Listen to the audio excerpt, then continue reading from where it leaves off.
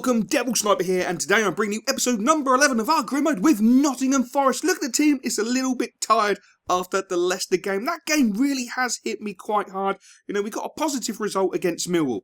It wasn't the greatest game. You know, Millwall played really well, which, do you know, scrap that. Millwall were lucky to lose 1-0. I'm not a fan of Millwall. I hate them in every way, shape, form possible. They were lucky. We were very unlucky. We just didn't create enough. It was just a bad game. The Leicester game, it just showed the gulf between the two sides at this moment in time. We currently sit in 6th. Leicester sat in 1st. And they just literally played us off the park. They made it so difficult to go through the middle that we were forced out wide. And one of our weaknesses is our crossing, that we don't put in enough crosses, and we don't put in enough quality crosses. So going into the Bournemouth game, I really wanted the boys to focus on trying to attack, trying to get forward, trying to make more opportunities, more chances. We started with a fantastic cross, a beautiful header, but the Bournemouth keeper is there just to palm it away as if he is actual Superman, which was frustrating. It would have been the start that I was looking for. But the game, as most of them do, they do deteriorate into a midfield battle. And at times we just don't have that guile. As much as we have guile when we get Lansbury on the ball, but he needs to be in space to be able to make the passes. We tried to go down the right-hand side. We got another free kick. And we seem to be getting free kicks in really poor areas. The crossing was not the greatest. It's at the back post. It was just outside the 6-yard box. And for me, it was just another waste. And my biggest worry at this moment in time, my inability to get the boys to bomb forward and attack could end up costing us come the latter stages of the second part of the season. You know, my inability to get forward to score goals could cost us a playoff place. Let's be honest, we're not looking at the top 2 right now. We're looking at a playoff place, and look at that pass, absolutely sensational, but the Bournemouth defender does enough to stretch his leg and win the tackle. If that was us, we probably would have conceded a penalty. And how the hell do you do that? That back pass is ridiculous.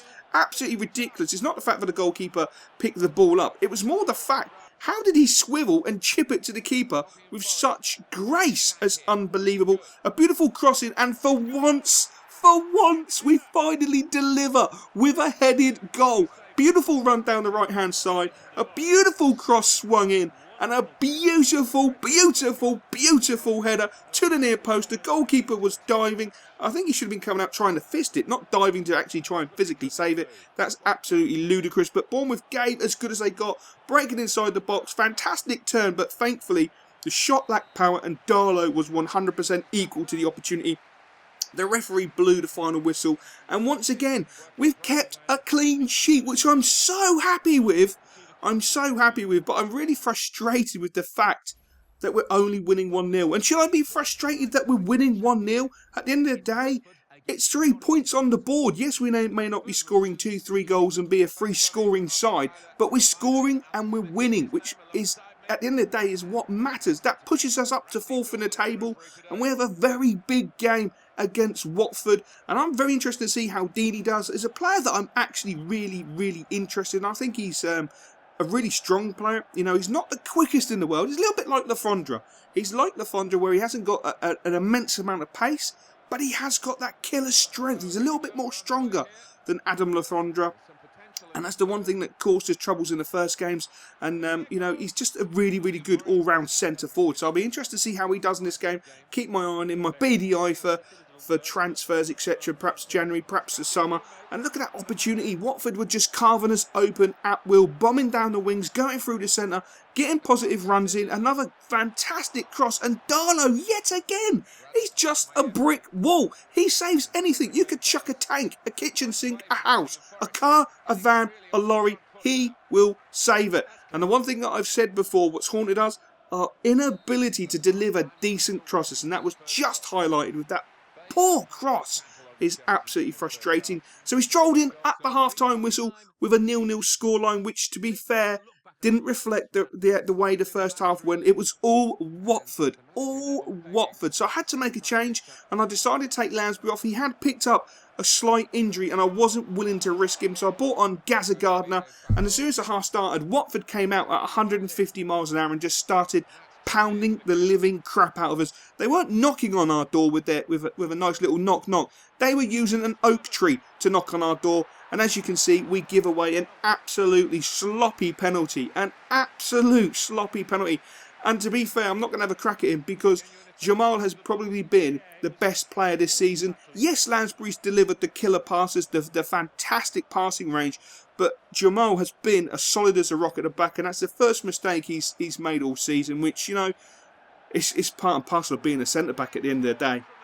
You're going to put the changes in, you're going to concede penalties, you're going to concede free kicks, you're going to get bookings, and it was just unfortunate that he mistimed it, and we did concede that penalty. So trailing 1-0 to Troy Deeney, who, to be fair, all game causes a few problems. He was quite mobile in the box, but I'm not sure if he's good enough to be joining our ranks. I don't think he was as mobile or as clever as Lafondra, but in the day he did get the killer goal, because as you can see, in the last seconds of the game, Watford are still on the attack. We just absolutely offered nothing. We offered nothing going forward, which has been troubling us all season. It's something that's troubling me. We need to do something. We need to change it up. We need to, I don't know. I think we just need to unshackle and say, look, do you know what? Stuff it. Whatever happens, stuff it. Let's go down fighting. Let's go out in a blaze of absolute bloody glory. Let's go out and score a shed load of bloody goals. So after a huge pep talk to the boys, realising that we're 7th in the league, but we're there or thereabouts, you know, we're only talking points here. 1 point either way, you know, we're back in it. You know, it's not a disaster at this moment in time, but we've got to react. We've got to act now. Otherwise, come the end of the season, we could miss out on that playoffs, and I would be absolutely gutted. It's a hard enough season. It's a long season. It's a hard season in the Championship. I honestly thought coming into this job, I would have games where the boys would go out and just batter people, left, right and centre, because we've played the football at times to do that. We've just never really delivered it, and it's probably down to my tactics, the way that we play, obviously, because I'm the manager. It's just been really frustrating. You can see Melis is reduced to long-range efforts. Again, Burnley are playing a higher line, which it was really frustrating. They weren't playing deep. Most teams that we've played against have played deep and dropped their centre midfielders in front. Burnley weren't doing that. They were pushing up, and they were compacting the area even more and just making it so difficult. It was just so frustrating. Lansbury with a beautiful ball inside there to Forney. Forney with an absolutely rocket shot, but again, not hitting the target. It's just not good enough. Melis with another long-range What the hell is an effort on half-time. And again, we go in 0-0. The only plus I will take is the fact we're playing Legendary, and I'm not conceding a bag full of goals every game, which I'm really chuffed with, and the boys are really chuffed with, but we're not scoring a bag full of goals, which is absolutely frustrating. But a beautiful ball played through is just a fraction too hard. And again, the Burnley defence were reading the balls. They knew what we were going to do. They were reading the way we were going to play, and they were adapting so quickly. Eric Lahai getting down that right-hand side for once, puts in a beautiful cross, but the Burnley keeper inside the 6-yard box comes and claims it, as he should. But a beautiful ball in the centre of the park. Nice 1-2 into Abdoun. Abdoun tries to pull it back. Was that the right decision? Surely he should be just unleashing with his left foot, going for that near post. He doesn't. He tries to be unselfish. Or is that a lack of confidence that he's pulling the ball back? Who knows? Let me know what you feel in the comment section below as Burnley smash it onto the post, and then Darlow pulls off a magnificent double. How does he do it? How does the man do it? How does he do it? He's just an... Oh my God.